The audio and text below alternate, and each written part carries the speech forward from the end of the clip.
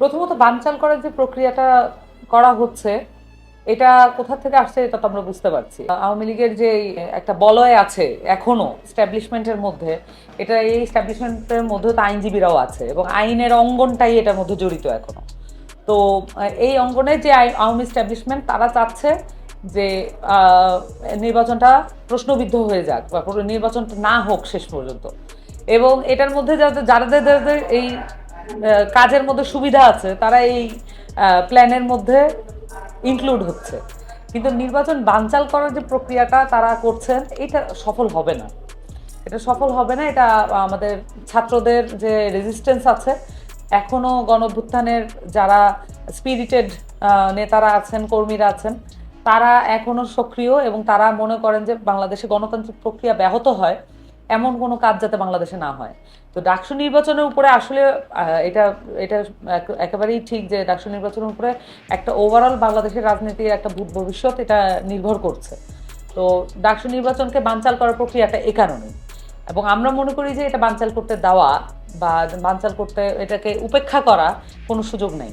বরঞ্চ সব দল নির্বিশেষেই, সব দলমত নির্বিশেষেই ডাকসু নির্বাচন যাতে নির্বিঘ্নে হতে পারে এই পরিবেশটা যাতে থাকে। এবং যারা আসলে জাতীয় নির্বাচনের জন্য অনেক বেশি কথা বলছেন, জাতীয় নির্বাচন চাচ্ছেন এবং সংসদীয় নির্বাচন, যদি আরও স্পেসিফিক্যালি বলি সংসদ নির্বাচন চাচ্ছে, তাদের আরও বেশি করে প্রয়োজন ডাকসু নির্বাচনটা মানে অংশগ্রহণ করে তারপরে জয়লাভ করা। কিন্তু তারাই যদি মানে বিভিন্ন ধরনের ষড়যন্ত্রের মধ্যে নিজেদেরকে জড়িয়ে ফেলেন, তাহলে এইটা তাদের রাজনৈতিক ভবিষ্যতের জন্য এক রকমের হুমকি স্বরূপ হয়ে দাঁড়াবে।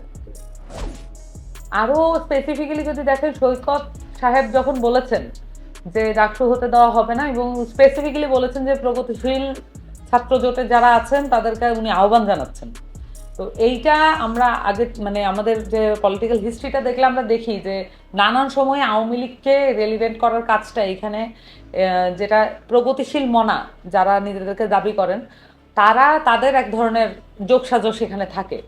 এটার একটা অংশের যোগসাজশ থাকে, আরেকটা অংশ এটার বিপক্ষে থাকেন ইউজুয়ালি। এবং আমরা এই ক্ষেত্রেও দেখলাম যে যখন রিটটা করা হচ্ছে, রিটটা করার মানে এই রিটের কোনো প্রমাণ তারা হাজির করতে পারেন নাই।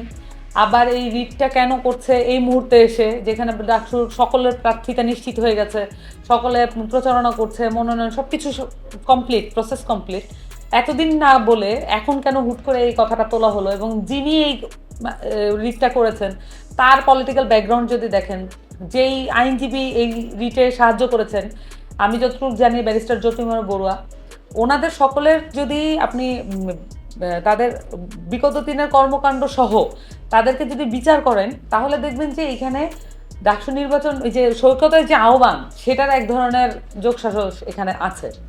তো আমি মনে করি যে এই আওয়ামী স্ট্যাবলিশমেন্টের সাথে তাদের এখনো যে যোগাযোগ, এই যোগাযোগের মধ্যে যারা যারাই এই ষড়যন্ত্রে লিপ্ত হবেন তারা তাদের ভবিষ্যৎ রাজনীতিকে এক ধরনের হুমকি স্বরূপ এবং আপোষকামিতার রাজনীতির দিকে ঠেলে দিচ্ছেন। এবং বাংলাদেশের জনগণ কিন্তু এটা নোটিস করছে, এটা তাদের চোখের বাইরে যায়নি এবং তাদের রাজনৈতিক বোঝাপড়া এতটাও হালকাভাবে দেখার কোনো কারণ নাই। অনেকগুলো বিষয়ে বলার আছে এই বিষয়ে, কিন্তু মোটা দাগে ডাকসু বাংলাদেশের নেতৃত্ব তৈরি সূতিকাগার হিসেবে আসলে পরিচিত।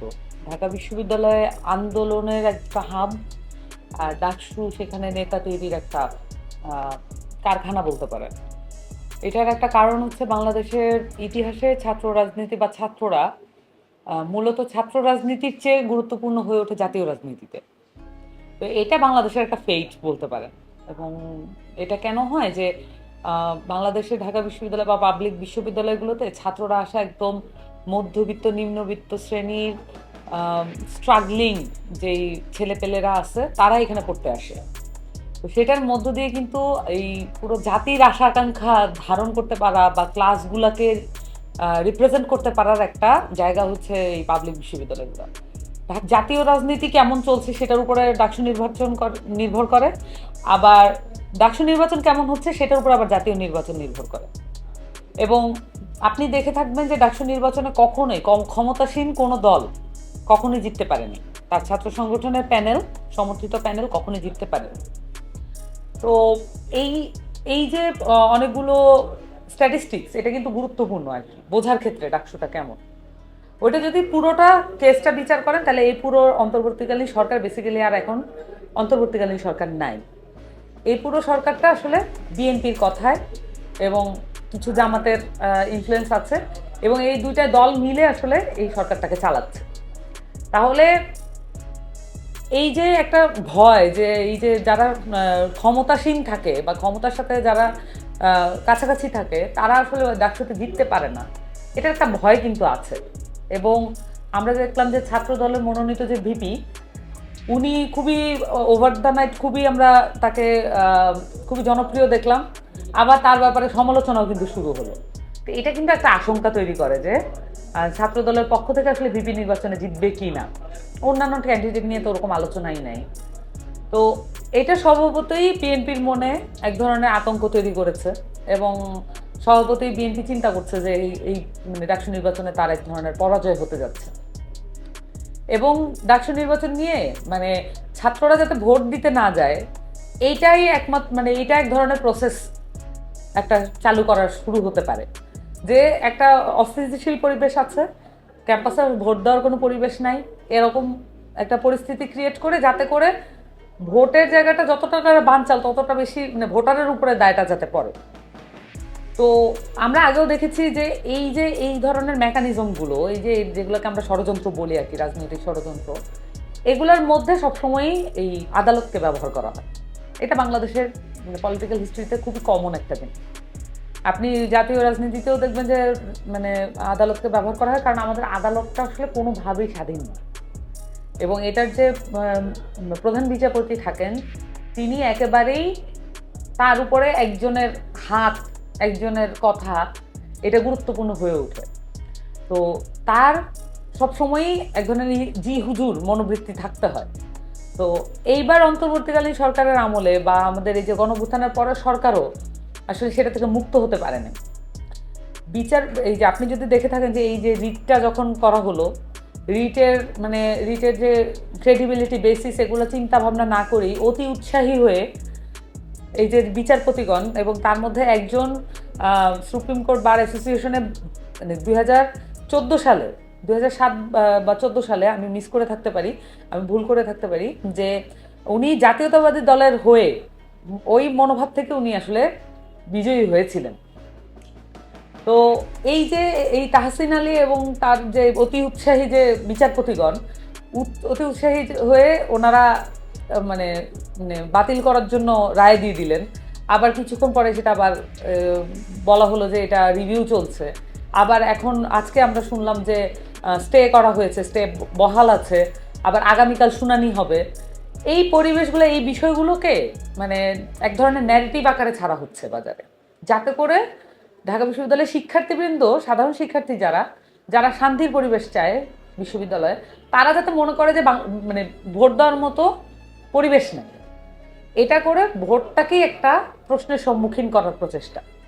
তো আমি যেটা মনে করি যে মানে গণঅভ্যুত্থানের পরবর্তী সময়ে এই ধরনের হীন প্রচেষ্টা কোনোভাবে সফল হবে না।